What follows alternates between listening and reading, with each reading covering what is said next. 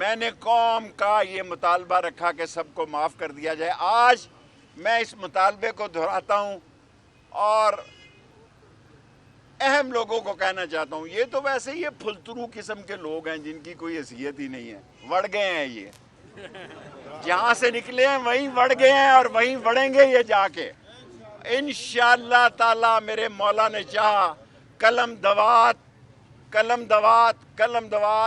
56 اور 57 میں اپنے اتحادیوں کے اس کی سپورٹ کے ساتھ جیتے گی اور پاکستان اللہ کے نبی کا جھنڈا بلند رہے گا. شیخ صاحب سوال لیجیے گا آپ. ایک سازش کے تحت یہ سازش ہے ایک خاص کہ لوگوں کو یہ عوام میں شکست نہیں دے سکے, اس لیے یہ اس پارٹی کو نااہل قرار دے رہے ہیں.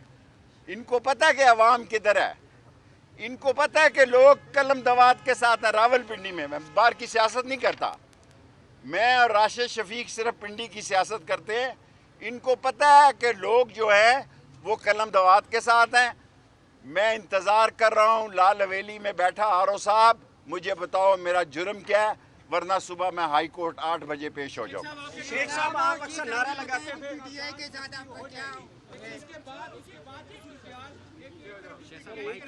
میں اور کچھ نہیں جانتا. میں پاکستان کے لیے, اسلام کے لیے, اللہ کے نبی کے جھنڈا کے لیے, ختم نبوت کے لیے, غریب عوام کے لیے جان دے دوں گا.